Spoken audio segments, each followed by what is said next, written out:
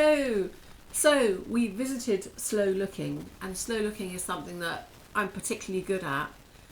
And I think it might be because I get easily distracted by things.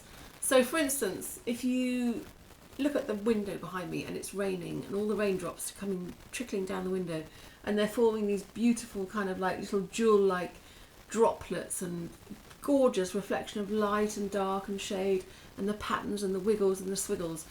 I would get distracted by that. If I was in the classroom and I was at school, I would sit there and I would preferably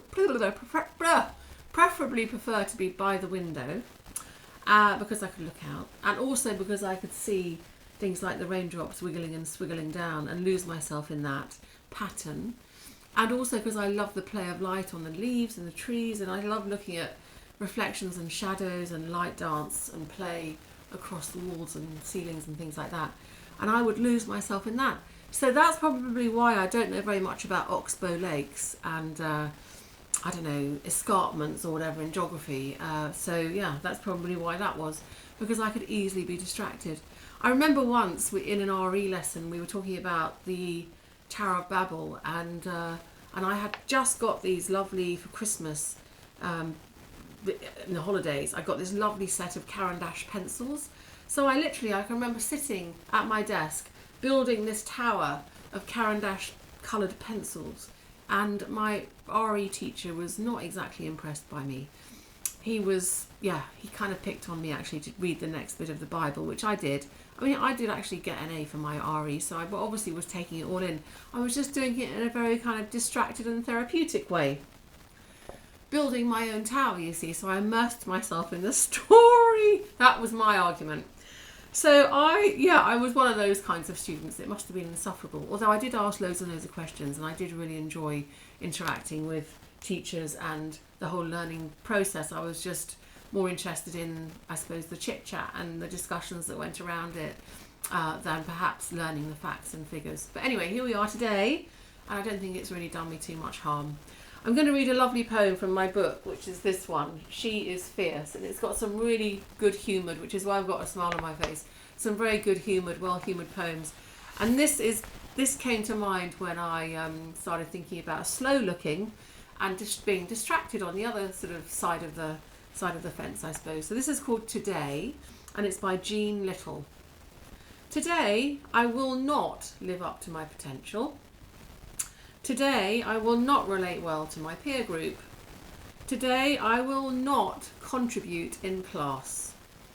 I will not volunteer one thing. Today, I will not strive to do better. Today, I will not achieve or adjust or grow enriched or get involved. I will not put my hand up, even if the teacher's wrong and I can prove it. Today, I might eat the eraser off the end of my pencil. I'll look at clouds. I'll be late. I don't think I'll wash. I need a rest. That's a good one, isn't it? Today I will not live up to my potential. Today I will not relate well to my peer group, but today I will not contribute in class. I will not volunteer one thing. Today I will not strive to do better. Today I will not achieve or adjust or grow enriched or get involved. I will not put my hand up even if the teacher's wrong and I can prove it. Today, I might eat the eraser off my pencil. I'll look at the clouds. I'll be late. I don't think I'll wash. I need a rest. It's a good one, isn't it? I like that. And then one more, because it's a green and rainy day. Because look, the grass is really green. Everything's green because there's so much rain. So it's a green rainy day, and this is called Green Rain. And it's by Mary Webb. Into the scented woods we'll go and see the blackthorn swim in snow. High above in the budding leaves a brooding dove awakes and grieves. The glades with mingled music stir and wildly laughs the woodpecker. When blackthorn petals pearl the breeze, there are the twisted hawthorn trees, thick set with buds, as clear and pale as golden water or green hail. As if a storm of rain had stood enchanted in the thorny wood, and hearing fairy voices call, hung poised, forgetting how to fall. That's a lovely one. Green Rain. One more time, that's by Mary Webb. Into the scented woods we'll go and see the blackthorns swim in snow.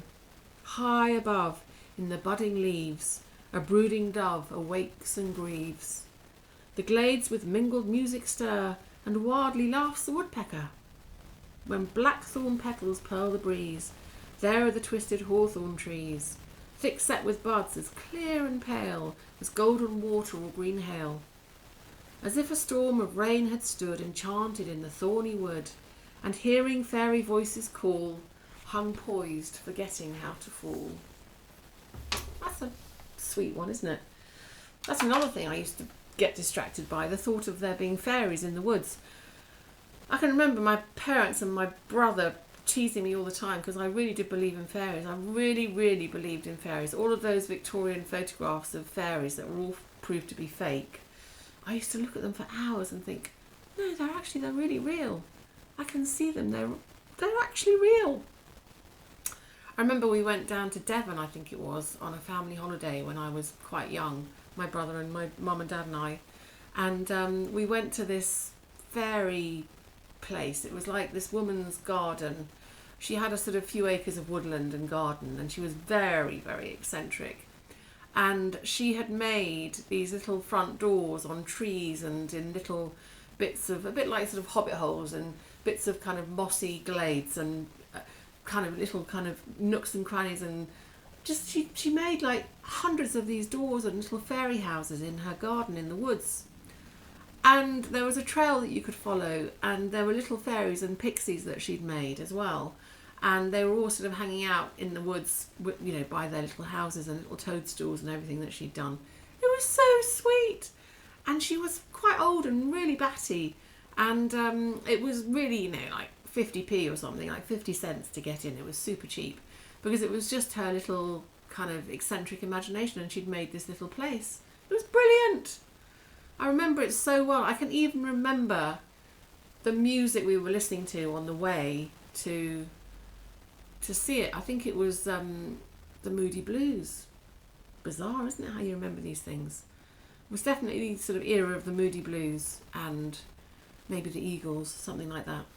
But definitely we had those in the car, and we were probably listening to that at the time. But yes, it was lovely having that imagination and really believing in those things. I wish I still did. I kind of probably still do, actually. Still searching for them anyway, the real ones. Anyway, lots and lots of love. Have a lovely rest of your afternoon. And stay dry! Don't get too distracted. If you do get distracted, make sure you're distracted by something that's worth being distracted by. Bye-bye.